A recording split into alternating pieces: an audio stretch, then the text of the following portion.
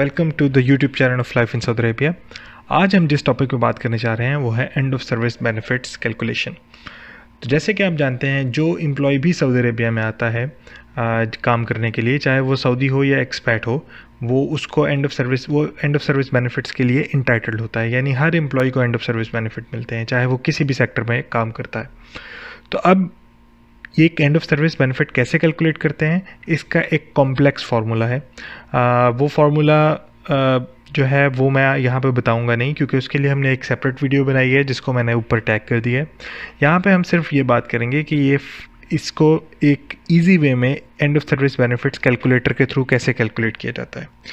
तो नाजरीन, इससे पहले कि हम कैलकुलेटर पे जाएं, आपसे गुजारिश है कि आप हमारा यूट्यूब चैनल को सब्सक्राइब करें। ये हमारा यूट्यूब चैनल है। आप यूट्यूब पे जाके लाइफ इन सऊदी अरेबिया लिखें और चैनल और सब्सक्राइब का बटन दबाएं। तो अब हम बात करेंगे एंड ऑफ सर्विस बेनिफिट्स को कैलकुलेट कैसे करते हैं। इससे पहले कि हम कैलकुलेशन पे जाएं, हम ये देखते हैं, मैं आपको बताना चाहता हूँ कि अगर आपकी सर्विस ज़्यादा है, यानी अगर किसी ने 10 साल काम किया है तो उसके एंड ऑफ सर्विस बेनिफिट ज़्यादा होंगे उसकी निस्बत जिसने सिर्फ 3 साल काम किया है। और अगर किसी का कॉन्ट्रैक्ट टर्मिनेट किया है एम्प्लॉयर ने, या फिर किसी का, ये जैसे आप देख सकते हैं EOSB calculation in case of termination, अगर किसी का एम्प्लॉयर ने टर्मिनेट किया है कॉन्ट्रैक्ट तो उसके एंड ऑफ सर्विस बेनिफिट ज़्यादा होंगे। अगर किसी ने कॉन्ट्रैक्ट अपना कंप्लीट किया है उसके एंड ऑफ सर्विस बेनिफिट ज़्यादा होंगे, लेकिन अगर किसी ने रिज़ाइन किया है तो उसके एंड ऑफ सर्विस बेनिफिट्स कम होंगे। तो दोस्तों, अब हम जाते हैं एंड ऑफ सर्विस कैलकुलेटर की तरफ स्ट्रेट अवे। अगर अब मैंने लिंक इसका दिया हुआ है एंड ऑफ सर्विस कैलकुलेटर का डिस्क्रिप्शन में, तो आप वहाँ से कैलकुलेट कर सकते हैं। वहाँ से आप जाकर अपना एंड ऑफ सर्विस बेनिफिट्स का कैलकुलेटर ऑन कर सकते हैं। तो जब हम यहाँ पर गए, यहाँ पर अब एंड ऑफ सर्विस कैलकुलेटर में वो डिफरेंट चीज़ें पूछ रहा है। वो आपकी स्टार्ट डेट ऑफ एम्प्लॉयमेंट पूछ रहा है, जिस डेट को आपने ज्वाइन किया था। जैसे मिसाल के तौर पे मैंने अगर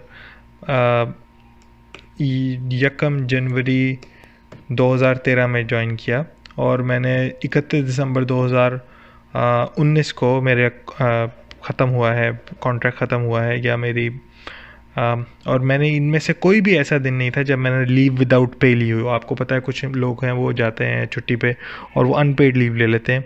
अगर कोई अनपेड लीव है आपकी, तो वो आपको यहाँ पर उतने नंबर ऑफ़ डेज़ बताने पड़ेंगे। और एम्प्लॉयमेंट टेन्योर में आपने कुछ नहीं लिखना, आपको अपनी टोटल ग्रॉस सैलरी बतानी है। ये ग्रॉस सैलरी का मतलब ये होता है वो सैलरी जो आपको हर महीने मिलती है, इसके अंदर बोनस वगैरह शामिल नहीं है। तो अब जैसे मिसाल के तौर पे अगर मेरी ग्रॉस सैलरी 10,000 है और अब आपको टर्मिनेशन का रीज़न बताना है। यहाँ पे सारे टर्मिनेशन के रीज़न्स जो पॉसिबल हो सकते हैं और जिनका एंड ऑफ सर्विस के ऊपर इम्पैक्ट आता है वो मैंने लिख दिए हैं।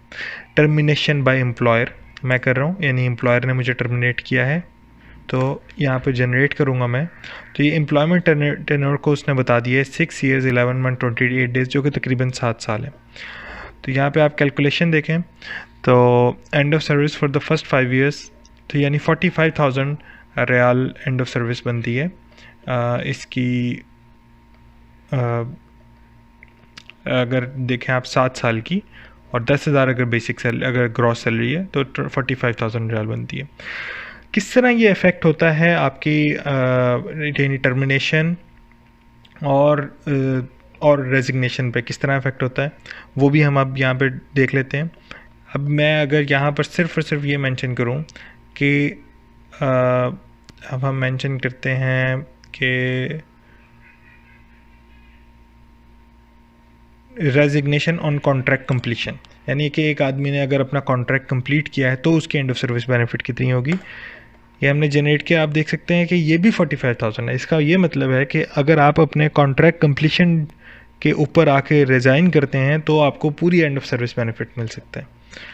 और अगर आप अब ये देख रहे हैं कि किसी ने टर्मिनेट किया है, अगर किसी ने रेजिग्नेशन किया है विदाउट कॉन्ट्रैक्ट कंप्लीशन, तो आप ये देखेंगे कि एंड ऑफ सर्विस बेनिफिट बहुत कम हो गए। तो ये एंड ऑफ सर्विस बेनिफिट 30,000 रुपये रह गए।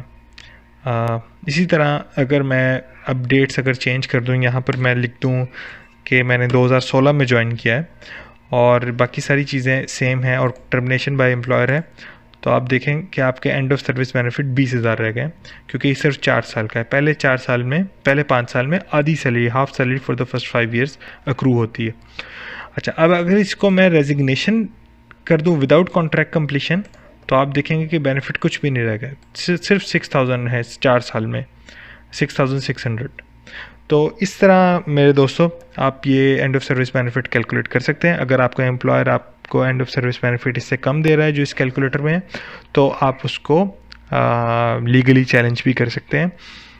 अगर आपको कोई क्वेश्चन है इसके बारे में, आप कमेंट कर सकते हैं बिलो। और इसके अलावा अगर आप इसकी डिटेल कैलकुलेशन समझना चाह रहे हैं, तो ये आर्टिकल मैंने इसका लिंक दे दिया है डिस्क्रिप्शन में, तो ये आप इस आर्टिकल में जाके भी कर सकते हैं। Thank you very much. हमारा चैनल सब्सक्राइब करना ना भूलें, वीडियो को शेयर करें, सब्सक्राइब करें।